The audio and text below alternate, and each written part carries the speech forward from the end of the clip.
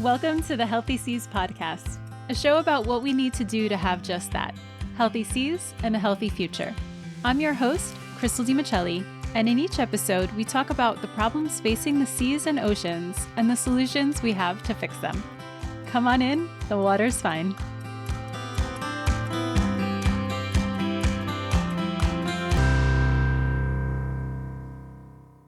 Manuel Arias is an Earth observation scientist at the Instituto de Ciencias del Mar in Spain.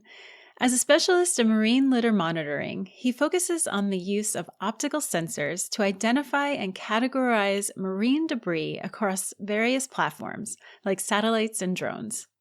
As a co-founder and co-coordinator of the International Ocean Color Coordinating Group's task force, he advises global space agencies and international organizations on marine litter remote sensing technologies.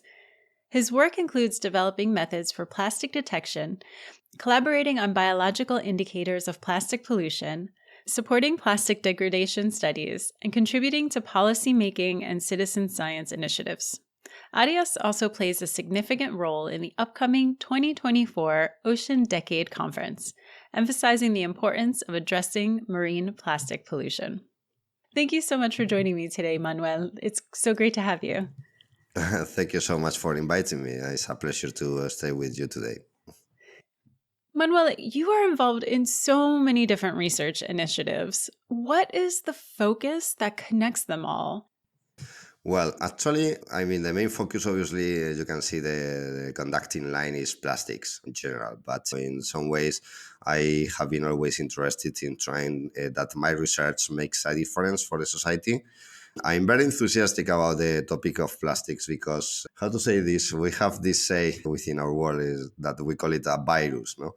It's like almost everybody that comes to work with plastics in the environment has a different area of work originally, and then they are dragged into working in the plastic topic for many reasons, quite often personal reasons. In my case, was a matter of my wife, because my wife is an artist and she works upcycling plastics and other materials to do some fashion. And I have been following her for some time in doing beach cleanings to collect plastic and other elements that she can use for her art. And one of those occasions, she told me, well, you that are working with satellites, you cannot do anything about trying to help to better understand the plastic pollution in our oceans. And coincidentally, in that time, the European Space Agency got a public invitation to tender related to the topic. And then I said, well, let's try to do something about that. And we jumped into it. And since then, it's almost now 6 years, 6 to 7 years, I have been working in this area of plastics. So I think that as humans, we can do better than simply dumping plastic into the environment and other substances. We can try to learn from our mistakes and then trying to make sure that we protect our environment. As it is commonly said, we have just this world so far. So we have to take care of it for next generations, and it's our responsibility. I imagine your wife feels very proud that you were able to redirect your research to one of her own passions too. It's a really worthy cause. Now, why is it important to detect and measure marine litter? What's at stake?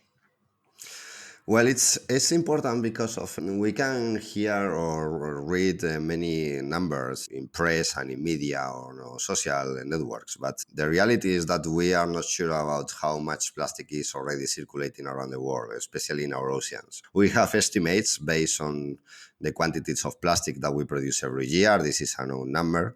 We also know how much plastic we recollect for recycling or direct destruction, more or less. There are some countries, they don't have good statistics on this. But the gap in between is what we assume is ending up into the environment. And of course, for some time, scientists and NGOs and other organizations have been trying to really measure these quantities of plastics into the environment. However, there is a huge amount of the plastic that we have not been able to do an inventory properly. We suspect a big part of the plastic that we produce that goes to the ocean ends up into the seafloor. just by sedimentation because they are not able to float. But there is a part that is floating into the ocean, which is what we can see from satellites. So this is one of the main reasons. The second reason is also because of public entities that introduce, let's say, measurements of governments. They want to see whether those measurements that they introduce are having the impact that is expected. So if we introduce a ban in plastic, is this really working to minimize the plastic pollution in some specific areas, or this is not working at all? So having monitoring tools. Because plastics coming from other areas are arriving on those coasts. Of course. I mean, one thing is important to know is that the ocean has no frontiers. So once we put something on the water, it can end up in almost every single other part of the world, given enough time. So one of the issues, of course, we have, especially when it goes to to politics, is like some countries, let's say, are getting less control about the amount of plastic that ends up into the ocean from their side. And that plastic is not necessarily staying in their coastal waters. It can go to some neighbor countries, which will have to face the problem of the plastics arriving to their beaches or affecting their local economy. So it is important to have a way to measure how the plastic is moving around, and also if, as I said, local measurements are having an impact in controlling this plastic pollution. And why is plastic pollution a problem? Like what's at stake with an overabundance of plastic pollution? Well, in terms of economics, we estimate that there are a big number of small fish that are dying every year due to accidental ingestion of plastics, which means that there is less fish to eat. And this is estimated in thousands of $1 million every year of potential fishing that is being lost due to this problem. There is a second one, which is, let's say, more human problem. That is tourism, actually, because of most people would like to go to a beach that is free of plastic. No, you don't want to go to a very expensive holiday in a tropical island to be sitting on the beach just next to a lot of dumped plastic around. So areas that are quite polluted by plastics tend to suffer of a loss of tourism, which in turn becomes into economic loss for the communities that are living in those areas. And of course, there is also a potential problem for the aquaculture industry. They can suffer also damage due to the pollution by plastics of the fish that they try to sell, because obviously fish containing contaminants, they cannot sell it. So it's very important for them to prevent any kind of contamination that could impact their fish and seafood. No?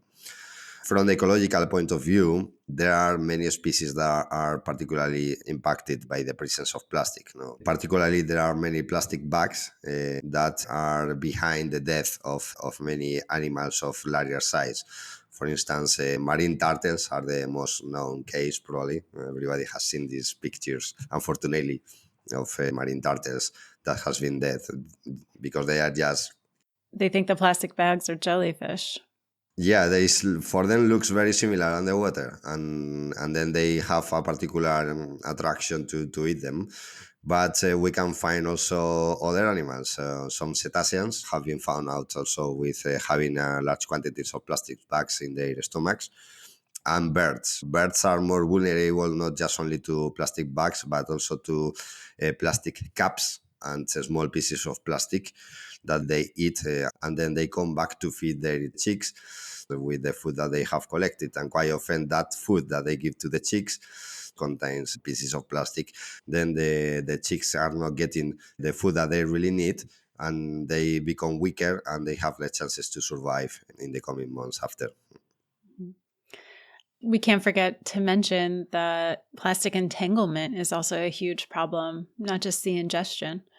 Correct. We have also all the problem of accidental catch by nets or entanglements in other fishing devices that are made of plastic. You know, one of the characteristics that are very good to use plastics for building things is it's very resilient material. It's very difficult to destroy. So plastic that is in water can last there for many years. This is one of the main ways in which we lose economic value of our oceans due to the death of millions of animals that are destroyed by this accidental bycatch. And that's the specialty of Healthy Seas is removing these ghost nets. But also, besides, well, the entanglement, going back to the ingestion that you mentioned, I just saw some images on Instagram this past week of a whale that washed up on some shore, and they did an autopsy on the whale, and they found that he had ingested so many nets and other plastic debris that's what ultimately killed him. So even nets getting ingested are a huge problem. So Yes. you mentioned a lot of types of marine litter, but what types of marine litter are there, and what is the situation like? Where is it? Is it growing? Okay. Well, marine litter, we use kind of a generic term to refer to a number of man-made materials that end up into the ocean. Not all of them are plastic, but the majoritarian part of what stays circulating into the ocean is the plastic. Roughly 90%. This is one of the main reasons why we put the emphasis on this type of litter. Also, is the one that has more potential to cause damage to organism, precisely due to the fact that it's moving around and that gets dispersed, and also that breaks down on time, particularly floating component due to the sun. As I explained before, the sun doesn't, let's say, destroy the plastic. What does is to break it down in smaller and smaller pieces every time. So what we do is to have more and more small particles of unknown consequences for the environment. No? And in ecological damage, we have discussed it's, the nets and fishing devices that are left to float into the ocean, they can kill many animals. But the smaller particles, they may have impact in plankton. Is one of the things that we are also studying. So the plankton, these microorganisms that are living in the upper part of the ocean, is composed by larvae and small animals that quite often are, let's say, the youngest state of other important species, especially for crustaceans, can be the case. You can have very small, crabs that they obviously eventually they become like this, very big, but when they are born, they are very, very tiny, and they are part of the plankton. And all animals that are living in the plankton, they tend to be opportunistic, and they eat what they can find or get in contact with that they can swallow. So the smaller particles of plastic is something that they can eat.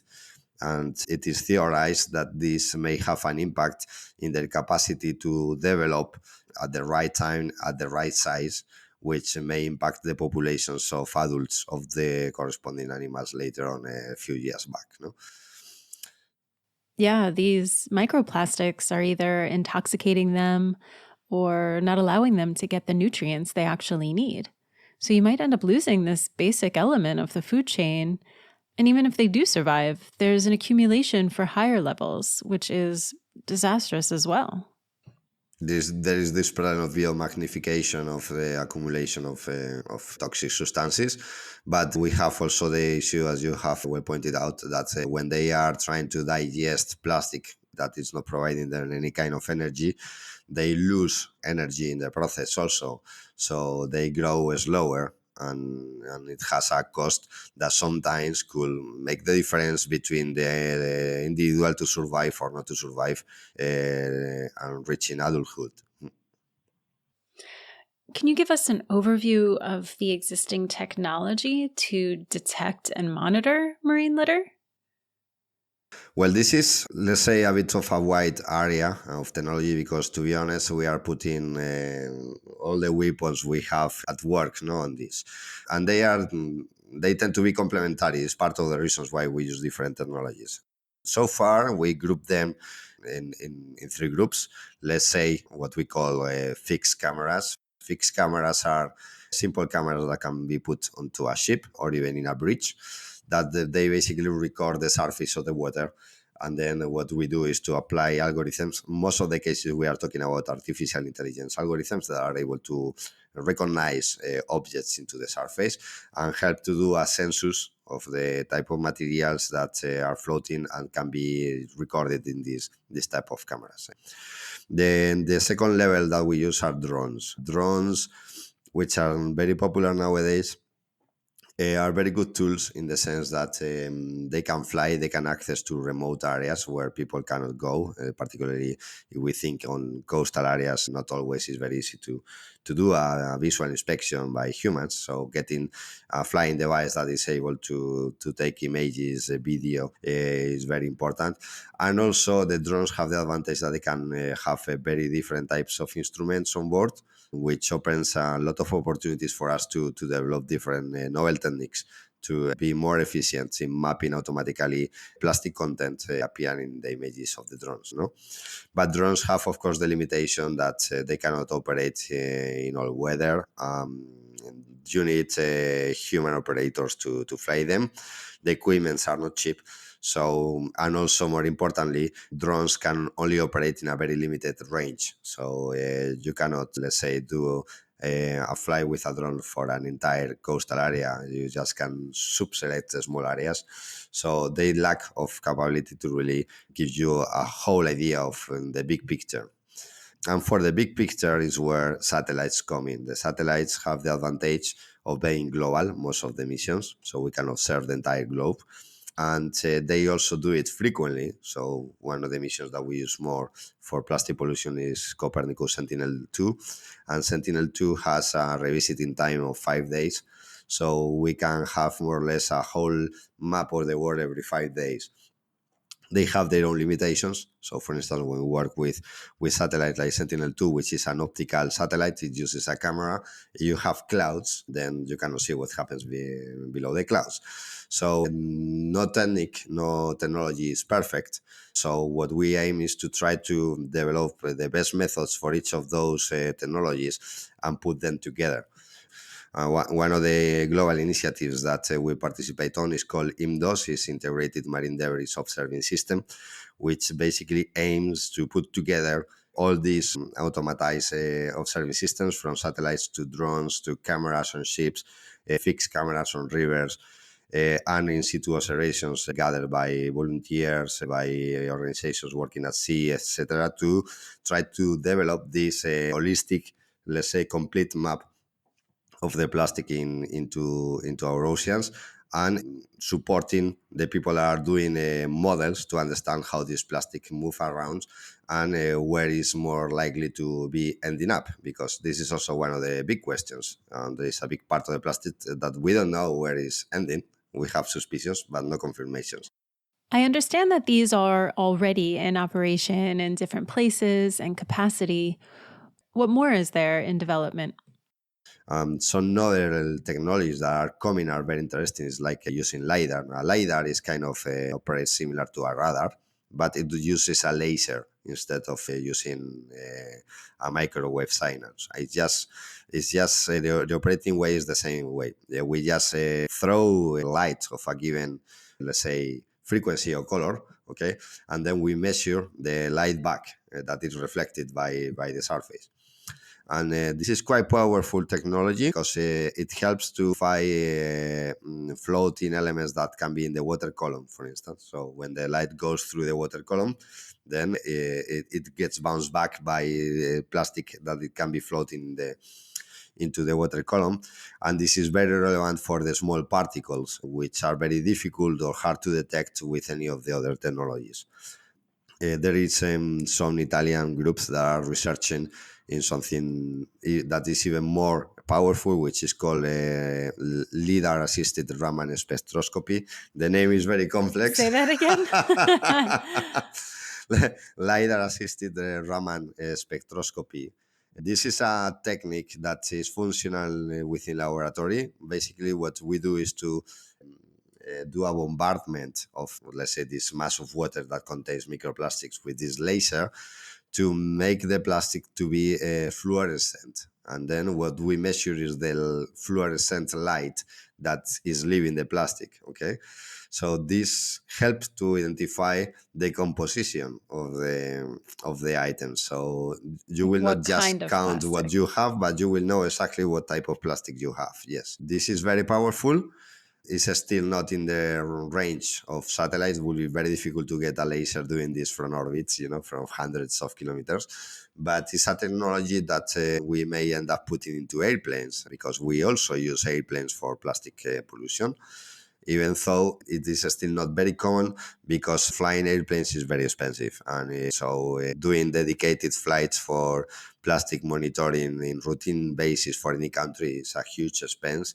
So far it's not been the main way in which we are trying to monitor plastics. But still, we work toward facilitating these possibilities and trying to use, as I said, all the platforms, all the mediums that we may have in terms of remote sensing to assist the community.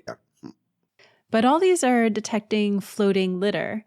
What about not floating ones, like ghost nets? And one of the potential applications also of LiDAR is that is another clear advantage about other methods, is that it could help to detect ghost nets that are floating in the water column, because those are not visible from satellite. When you are talking about satellites, there are some particular limitations in terms of the size of the things that we can see, and especially when they are submerged, they are not in the surface of the water.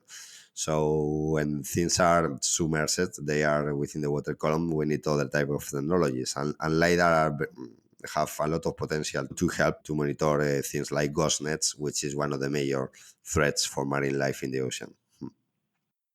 Can you illustrate this with an example from an investigation you've done? I have been leading an study with the European Space Agency, in which we did a massive data analysis of the Mediterranean Sea using Sentinel-2. We processed the entire archive of data that we had of the satellite for the Mediterranean area, and we find out information that we prove is very well connected to plastic pollution. And in particular, this helped us to elaborate the first satellite-based map of plastic pollution in the Mediterranean Sea. This is still a very innovative and preliminary work. We have still to do a lot of things to improve the results, but it helps us already to understand much better what are the dynamics of plastic. So how plastic goes to the ocean, how plastics behaves once it's in the ocean, what happens is remaining close to the coast, is going to the open waters. This type of questions can be answered with the type of research that we are doing. So satellites help a lot to get this much better big picture of a given area. Do you have an example that had detected ghost nets? For ghost nest, we have been so far supporting mainly the development of the LiDAR technologies, because it's the one that looks more promising. We are not able yet to track ghost nets from satellites, because the sign that those ghost nets give into optical data, it's very, very small and very difficult to discriminate from other things. And the main reason is because they are not in the surface. Yeah, if they were floating, it's different, because of them in the surface. Yes, we can differentiate things that they have a few meters long, and some of those ghost nets can have hundreds or even kilometers of length. But the issue we get is that they are really staying under the water, which means that the satellites are not very good at see them. This is one of the main limitations we have. So we need to go to other type of technologies. And LiDAR is the most promising one, due to precisely this capability that it has to go in the water column and then see what it is in the water column, instead of just observing what happens in the surface. So we hope to develop methods for this. Some groups are working in other areas that are considered also Earth observation, which is like putting tags, GPS tags or systems in those nets. So once a net is lost at sea, there is the possibility to see or to observe from communication systems where the net it is, and whether go there to pick it up, or up to minimum to be able to study what's happening with them, which is also one of the challenges. There is a lot of ghost nets every year put into the water, but we don't know exactly where they are and how many. And again, this is also important to do studies or exercises that help us to understand better what's going on with them. Mm-hmm. And so it requires working with the fishers to get the permission to put the tags on the nets. Yes, and it's always complex. When the fishing world is probably one of the most conflictive sectors of society, in the sense that there are many of cross interests, and regulations As you know, once you leave national control waters, regulations are very difficult to implement and reinforce. So fishing industry, they work a lot to solve many of the issues, but it's very difficult to impose methods, and you depend on collaboration from them to help on this type of studies, which they do. Quite often they do. I must say that we tend to say that fishermen are like the bad guys of this business, but actually that is not true. And quite often they are the first that are interested in solving the problems. But obviously there are a lot of casuistic around this, which is not always up to the people working on ships. And I think this is important to be clear about. So you're also working in collaboration between different space agencies like the ESA and NASA. Why work with them instead of NOAA or other marine related agencies? Like, how can the space agencies contribute to the fight against marine pollution? I know some guys that will love this question because it's important. Quite often, society doesn't understand what's the role of space agencies, and their main role is to be technology providers. Space agencies, of course, they do research, they do implementation of technology, they do all these missions that we send to space or in orbit. But their main role really is to support the development of the technology that allows those missions to happen. Okay. So what these agencies are interested on is to collaborate with researchers and engineers around the world to precisely identify what type of solutions could be implemented in a realistic manner, in a budgetary manner, which is also important that we can pay for them, to support the problems of the society and the needs of the society. So as one of the needs that has been identified is how to monitor better the plastic pollution globally, these agencies are fostering studies to try to understand what can be done with current technologies. So they want to say, okay, this is what we can do with the current technologies, or to learn, okay, we cannot do what would be optimal for this type of studies, but the technological path that we should follow in order to make it possible is this one. No. There has been a disastrous spill in the waters off of northern Spain recently, but it's not your typical oil spill. This one was millions of tiny plastic pellets that fell off a cargo ship. These are the kinds of pellets used to create plastic products. For those not familiar with what they are, why is this a big problem? I was I mean, it's thinking, not new news in the sense that this type of accidents occur constantly and all around the world. I think the other day I was reading that something in the order of 100,000 tons of pellets end up into the ocean every year. hmm, Um, Part of the issue from my point of view is that those pellets are so cheap that putting money into safety is not a priority that's terrible. because But it costs more the container than the content. um, Well, because, go ahead. the, a, a big part of the issue with the pellets is related to their numbers and size. No, they are quite small, typically Mhm. below 5 millimeters, which enters within what we call microplastics. And the main problem with these type of microplastics, and particularly the pellets, is the risk of ingestion by animals in the marine environment, particularly fish and birds, turtles, and others. They confuse these pellets with food. This seems, I mean, quite often is not a big deal in terms of what happens to them, because depending on the size of the animal, those pellets can just go in and out of the animal more or less without causing a big deal of damage. But in some cases, they can cause the death of those animals. And more important is that those pellets, they have additives. They have the capability also to, let's say, transport other types of contaminants. So if, let's say, we're going to eat some fish that has been eating pellets, we may end up consuming some substances that can be toxic for humans. Because those And, toxins go and into their muscles. correct, exactly. Yes, the toxins get accumulated in their muscles, then we eat the animals, and therefore we are exposed to those toxics too. No, this is still preliminary because there are, let's say, a limited number of studies yet really exploring the role of ecotoxicity of these pellets can explain really, but it is one of the main aspects that we are considering when we are thinking on those pellets, no? These small balls of plastics.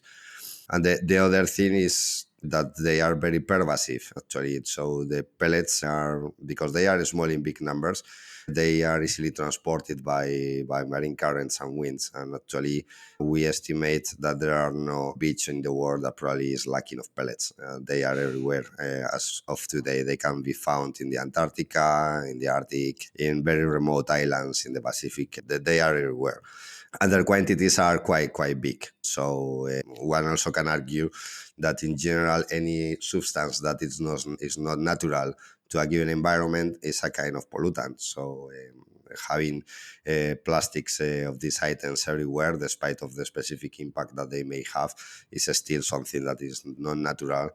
And it's very important to understand that those pellets, as almost any other plastic, has a very long lifetime span, which means that once in the environment, they can remain there for many years, breaking down into smaller plastics, which in turn they can become more dangerous also for life in general. We are not yet fully certain what will be the damage that plastics that can get into the sizes of nanoplastics. So we are talking about very tiny fractions of plastics, almost of the size of cells or molecules in our bodies, may have when they are inside our bodies. No, so this is one of the main reasons of why this is worrisome. Mm. Well, what are you and your team doing to help? Well, we are part of a coordination group that has been organized by the National Research Council here in Spain to try to gather information on what's going on in terms of this spill of pellets. In our case, we are focusing in the use of remote sensing tools, of course, is the area in which we are working. And what we are trying to do is to assist them in defining what areas of the ocean may be accumulating the pellets that are floating into the water. So the people that works like with models, what we call models is similar to the weather forecasting, let's say this way, but for the ocean. Models work with the ocean currents and with wind principally, and those are the main two forces that cause the transport and dispersion of floating matter in the ocean. And they want to learn where all this floating matter, in this case the pellets, are ending up, in what beaches, in what coastal areas. And for them to do that, they need to understand better where the pellets are currently present, so they can do the right simulations. Yeah? And we assist them by providing satellite imagery that tries to pinpoint in what areas those pellets are most likely to be. And the second thing that we are also doing is some drones flights to try to check what's the situation of the pellets on coastal areas of the affected region that are very difficult to access. So this part of Spain, Galicia, is very rocky, and there are cliffs, and there are some areas in which it's very difficult to really send someone there to check how many pellets we have in this very difficult to access beach. So drones can help to go there and check in the images. Look, we have this amount of pellets, and maybe we should do something about this. But it helps to complement the vision of the entire area that has been impacted by pellets, because right now we only have information from beaches, and we want to make sure that we get information of all the coastal area, not just the beaches, so we can really see the extent of the problem.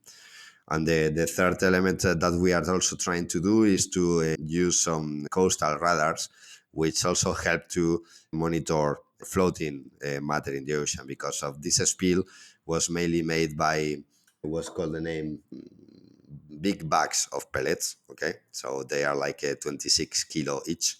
And the bags seems that they are releasing the pellets when they break. Mainly when they arrive to the coast, they hit the rocks, they break, and then they spill all the pellets into the water, right? So these big bags, maybe, especially they are in groups, they may be potentially detected by these coastal radars. So we are also trying to look to this data to see whether we can find those bags floating in some of the points, and then maybe send someone to collect them instead of waiting for them to arrive to the coast. Yeah.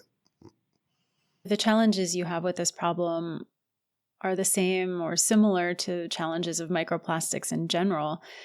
Are there any solutions? Because it's nearly impossible to remove it once it's in the environment. There are not many solutions. Once we have the plastics below certain size, it's almost out of control from our point of view. The best ways to reduce the problem is obviously to minimize the production of microplastics in first place. So this goes to the reduction of plastics used by the industry, and it also involves techniques to prevent it to end up into the environment. So one of the main issues we get are fibers, and microfibers are mainly coming from the washing machines. So there is some pressure to make sure that the washing machine industry use technologies to minimize these microfibers ending up into the wastewater, because once it's in the water treatment plants, it's very hard to avoid that ends up into rivers and then into the ocean and consequence. So the prevention is probably the most efficient way. Some countries like United Kingdom already forbade the use of microplastics in cosmetics because they were used in many cosmetics. Right. Like the little beads for exfoliation and whatnot. Yes, and the teeth paste also is one of the cosmetic, well, in this case, not exactly cosmetic, but domestic product that it contains by default microplastics in production. Yeah. So all these things are very helpful. But once you have all these microplastics in the environment, the only solution is to really find degradation strategies because you cannot collect it. So we really need to find ways to make plastic more degradable in the environment. So looking for alternative materials, but truly degradables, because many what they say biodegradable materials are not. And the other thing, which is what some researchers are working on, is to try to develop microorganisms that they can naturally degrade these microplastics because they have the capability to do it. I was just going to ask you, I wanted to talk about the research into bacterial and enzymatic degradation of plastics. What potential does this have for reducing microplastic pollution? Well, in principle, quite a lot. There are a few reasons for that. Particularly when it goes to microplastics, as I said, sewerage waters that goes through treatment plants are one of the main sources. So if we have bacterial or enzymatic processes that can be put in place into these treatment water plants, we could degrade the microplastics before they really end up into the rivers and oceans, which will minimize substantially the presence of these microplastics. When we talk about microplastics that are originated at sea, it will be harder because of at sea, larger plastic items, they just simply break down progressively in smaller and smaller particles. And there are some risk, of course, of modifying some microorganisms to have some genes and then put them into the environment. We don't want to do that. So it will be much more difficult. But it will help a lot in other elements that are behind the plastic pollution, which is the difficulty for recycling. One of the things that happens with plastic and why so much plastic ends up into the environment is because of recycling plastic is not easy and it's costly. Quite often, unfortunately, it becomes so expensive that the industry wants to use new plastic instead of recycled plastic, then your business model will not work properly. So this is the reason behind. However, some techniques like enzymatic degradation of plastic have the potential of significantly reduce the cost of recycling plastic by decomposing again in the small chains, in the monomers as they are called, that they could be reused later on to do plastic anew. And this has a lot of potential. The chemical industry and some related sectors are really looking into this type of solutions because will significantly solve the problem of plastic recycling, which in turn will also imply that much less plastic will end up actually into the environment because it will be actually recycled. Mm. It's important to note that breaking down and biodegrading, they're two different things. And Yes. yeah, so it's important. And if we're able to biodegrade plastic using bacteria or enzymes, it's also important that this is contained because we don't want to just release No. these materials into the open environment because we don't know what the consequences would be. The most important factor is to prevent in first place that the plastic ends up into the environment. That's key. And for that, obviously, we can improve our methods for preventing the spillage.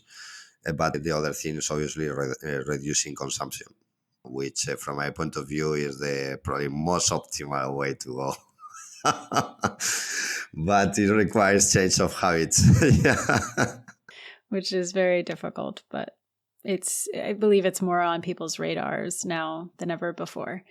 So earlier, when we were talking about animals ingesting the plastics, did any surprising findings come out that perhaps it alters their biology or alters their you did mention the way they grow and mature, perhaps. So basically what I'm getting at is like what kind of effects are the animals having from There is one aspect I had not mentioned before, which I think is interesting, is that when I think that was discovered some years ago, I would say already a good number of years, maybe 15 years ago, is that some plastics, when they degrade on time, they start to release substances that looks like some types of hormones for some types of animals.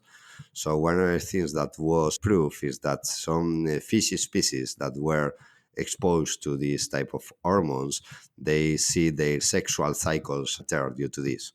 So, for instance, it's not uncommon that some species of fish they have both sex, so they are male and female. The only thing is that they manifestate this sexual behavior differently according to the age of those animals. So, for instance, quite often what happens is that they start to be males, and then once they have certain age, they become females. And this is controlled by hormones within the organisms. There is a biological explanation for this, which is that bigger animals they have more opportunities to feed better and to be better defended from predators, which means that the females can be, if they are, the larger animals, they can be better prepared to produce all the eggs and to make sure that the eggs be able descendancy in the future. Whilst males, they don't need to contribute as much in this aspect. So this is an evolutionary technique to support the propagation of the species and improve survival chances. this changing of sexes is natural or it's It's being natural. It's natural. It's natural. Oh, okay. Yes. I thought you were It's saying that the no, substances no, from plastics no, are no. What I was about to say is that these hormone-like substances sometimes released by the plastic coating of cans. This is where it was found primarily. They have the impact of inducing the change of sex earlier than it should happen. And this obviously has a problem because of if the females are too small, they don't produce as many eggs, and they have also less chances to make those eggs viable, which reduces the capability of the species to reproduce. And those also may have also impact into some of the human hormonal systems. So some of those plastics are now banned from using in food, which is good because due to this type of studies. But we should not discard that additives in plastic, because quite often this is caused by additives in plastic.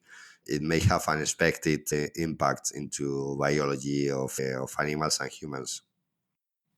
and this is not necessarily the plastic itself, it's the additives that are almost always added to the plastic. So that's really interesting and you can't necessarily get away from it either. What kind of plastic pollution do you think is the most problematic or the number one emergency and why? Uh, the most problematic are microplastics because we cannot clean it, and there could be unforeseen consequences of vain exposures to microplastics that we still don't know. Microplastics are everywhere. That's why I found them the most problematic ones. The ones currently having more impact, however, is the large plastic, particularly nets, as we discussed before, because they have a very active role in killing fauna, birds, fish, mammals. That they because they eat it or because they get trapped into them and then they cannot survive after being trapped. No, so this is probably the largest impact that they currently have. Not only the nets, of course, as I said before, plastic bags, one big issue, caps are a big issue, and some other small pieces of plastics too. Yeah. So that will be for me the main problems. How about the fishing industry? Do you work with them? Well, we have been providing some assessment through the working groups to fishing industry, particularly for, let's say, improve the procedures that they follow to prevent dumping plastic. No? This goes from looking for alternative materials for the fishing devices, for nets, for instance, or to minimize the use of styrofoam. So we work with them to look for alternatives for these things, but also in trying to implement on board better systems to manage the garbage and trying to reduce the dependency that they may have on plastic, which is one of the main problems. We should be aware also that one of the reasons why plastic is so present in our lives is because it's probably one of the cheapest materials with which we can build things. So whenever you have an economic factor, fishing industry obviously it has some margins, especially when we talk about the small the small communities. We are not talking about the large fishing enterprises that they have a lot of money. But when we talk about, the traditional fisherman, this guy needs to look for the economy of his family or her family. So at the end, it tries to find out the cheapest way to do whatever that they need to do, and then plastic is the cheapest solution, so they adopt it. We need to understand it, but we try to work with them to avoid this type of problems. And I think what has improved a lot is the understanding of how the problem is impacting them too, which I think is the way really to go. If they really understand, look, by doing this is bad for your own business, then in the long term, they start to adopt different techniques. So we have this really big problem of marine litter. How can legislation and the international community help? I want to end on a good note. Yeah. Well, legislation is very, very relevant. It is true that there is, of course, much that the society can do by ourselves. So, us as individuals, we can take active action to consume less plastic by selecting brands that we buy, for instance, that they are not using so much plastic or that they are using certified recycled plastic. So, there are ways in which we can try to do this, but of course, it's not always available to everybody because quite often products that are not using plastic, they could be more expensive, and therefore it will have an impact into the economy of the families. One aspect I always say is that being environmentalist is okay, but we need to understand that being environmentalist also means to have a social point of view and have a view of what impact have a given measurement into the life of people and whether people can afford it or not. This is a very big problem, no? I mean, we cannot simply raise taxes in plastic because of that automatically will translate into a rise of prices for the consumer. That's such a great point to make. Yes, there is a chain of impact of things and decisions, and all of this needs to be part of the debate when we want to take a decision about regulating or controlling something. We cannot just ignore it. Yeah. From my point of view, legislation is very important to ban elements that actually we don't need or are non-essential, and they are creating the largest impact. No, so from the collection at sea, we have a list of items. Most of them are single-use plastic. And the single-use plastic, even though in the European Union they introduced some banning, I think we can still do better in the implementation of those bannings and in the improvement of the items that can be listed to be removed from the market, because there is no need to make it a single use and can be replaced with a very relatively low cost by other items. And this is one of the main things in which legislation can operate. But also legislation can work towards improve the responsibility of producers in what happens with the fate of plastic later on in the life cycle of the items. So we talk about recycling, but ideally the circular economy should be the way to go, because the circular economy is something that some people don't quite often is not well communicated. Is very relevant because what does is to make sure that before you put some material into circulation in the society, you understand well what's going to happen with it when its use is finished. And it tries to make sure that the ones producing it are also responsible in the ones leading with the, let's say, the waste once the use has finished. This is not always easy to implement, but it could help to force to the producers, the industry in general, to introduce alternative strategies or materials that can facilitate them and to take the task of managing the problem once the materials or items or where they are producing, they are no longer needed. And this is something that legislation can work a lot. Mhm. And Healthy Seas is a part of the circular economy in that the nets that they remove go to a facility called Aquafil. And then those nets get turned into fibers that then become products like carpets or bathing suits or whatnot. So that's an example of the circular economy. Manuel, this has been full of information, so interesting. Thank you so much for taking the time with me today. It's been great chatting with you. Thank you and good luck in everything you're doing. It's so important. Thanks a lot. Healthy Seas is a nonprofit on a journey from waste to where. Founded in 2013, the organization aims at reducing marine litter caused by lost fishing gear through cleanup, prevention, and education activities. The nets collected by Healthy Seas are subsequently reused and recycled and used by its partners for the creation of new products.